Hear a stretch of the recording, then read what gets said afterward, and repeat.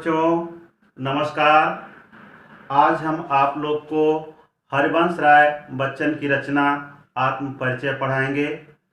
आपको हम आत्म परिचय का पार्ट 1 भी पढ़ा दिए हैं और पार्ट 2 भी पढ़ा दिए हैं, और इसमें से आत्म परिचय से ही जो गीत है दिन जल्दी जल्दी ढलता है, आज हम उसको पढ़ाएंगे।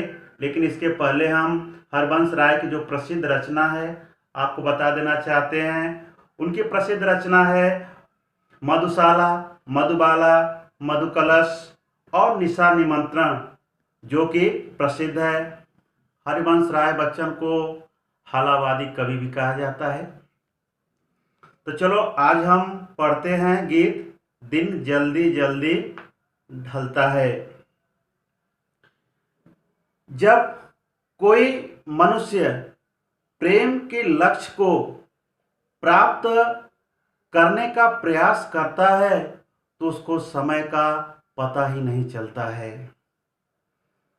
जब कोई मनुष्य प्रेम में डूबा रहता है और लक्ष्य को प्राप्त करना चाहता है तो उस समय उसको समय का पता ही नहीं रहता है।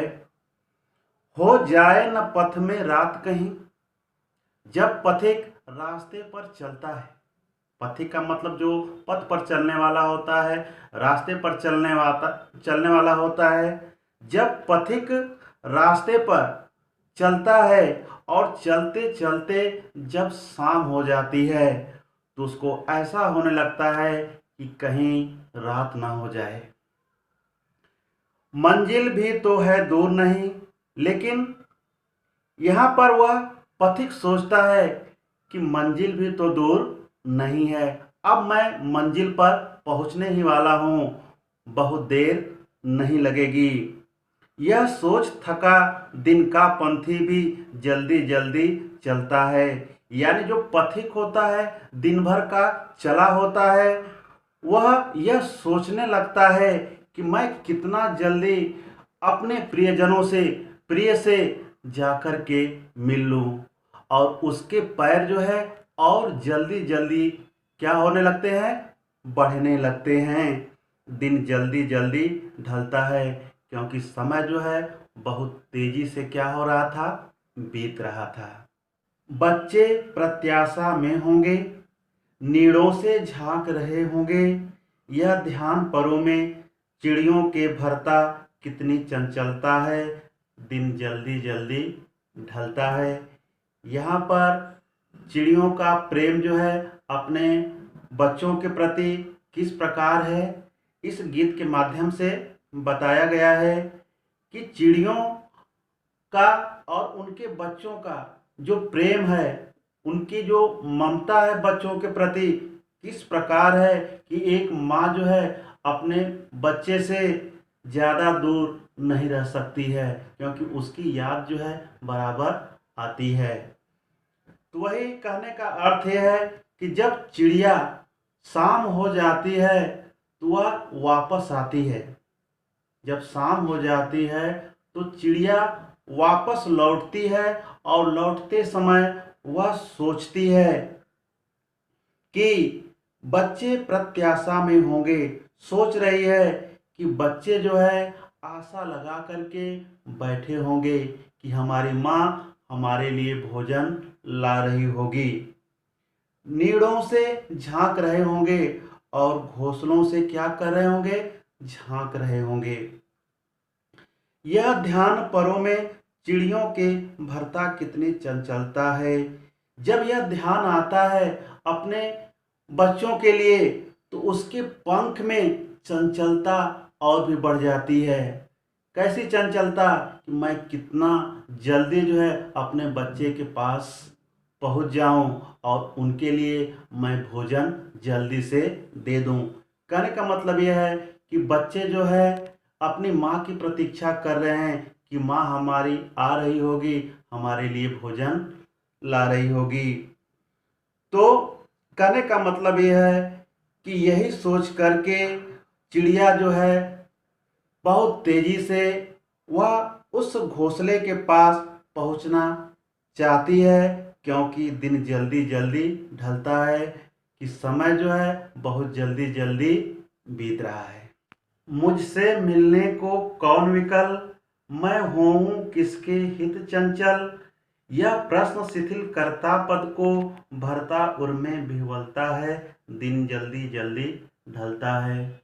यहाँ पर कवि हरिवंश राय बच्चन गीत का पहले पैराग्राफ में बताए हैं कि यहाँ पर पथिक को अपने प्रियजनों से प्रेम है, और दूसरे पैराग्राफ में बताए हैं कि यहाँ पर चिड़िया को अपने बच्चों से प्रेम है। लेकिन यहाँ कवि अपने बारे में खुद कह रहे हैं कि इस संसार में मेरा कोई नहीं है, मैं किससे प्रेम करूं, मैं अपने आप को इस संसार में अकेला समझता हूं। इसलिए मुझसे मिलने को कौन विकल है, मुझसे मिलने के लिए कौन व्याकुल है, अर्थात मुझसे मिलने के लिए व्याकुल कोई नहीं है। मैं हूँ किसके हित चंचल, मैं किसके लिए अपनी चंचलता भरूं, कि मुझे जल्दी जाना है, उनके पास जाना है, यह चंचलता मैं किसके लिए भरूं।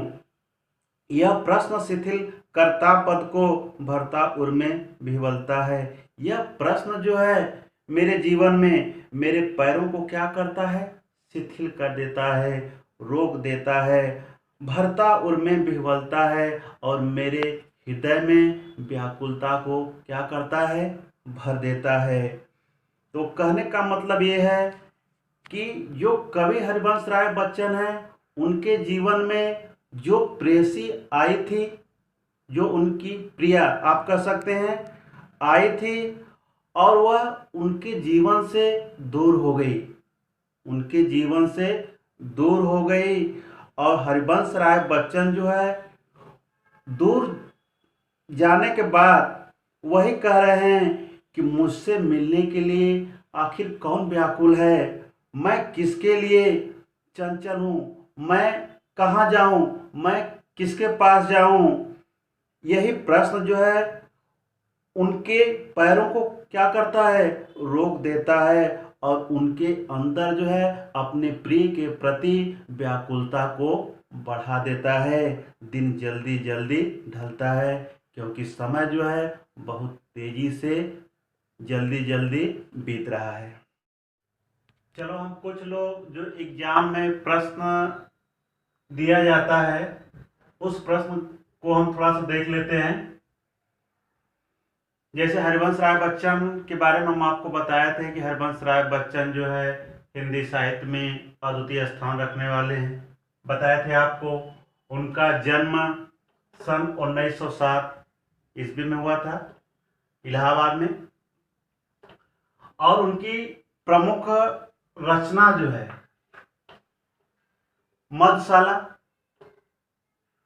मधुबाला, मधुकलश, निशा निमंत्रण, एकांत संगीत, शतरंगड़ी, आरती और अंगारे, क्या भूलूं क्या याद करूं, और मधुशाला एक ऐसी रचना है जिस पर इनको सम्मान भी दिया गया था। निधन सन 2003 ईस्वी में हुआ था मुंबई में। अलंकार जो हम ये आपको आत्म परिचय रचना पढ़ाए थे उसमें जो अलंकार का प्रयोग हुआ था, ज्यादा से ज्यादा अलंकार जो है विरोधाभास अलंकार का प्रयोग हुआ था। जैसे मैं जग जीवन का भार लिए फिरता हूं, फिर भी जीवन में प्यार लिए फिरता हूं। एक तरफ भार लिए फिरता हूं, एक तरफ जीवन में प्यार लिए फिरता हूं। यहाँ पर विरोधाभास अलंकार दिखाया गया है, और एक तरफ ये भी दिखाया गया है शीतल वाणी में भी आग है। एक तरफ जो है शीतल वाणी बोला जा रहा है और आग भी बोला जा रहा है। यहाँ पर भी क्या है, विरोधाभास अलंकार है, और उन्मादों में अवसाद है, यानी एक तरफ उल्लास जोश है और दूसरे तरफ दुख है।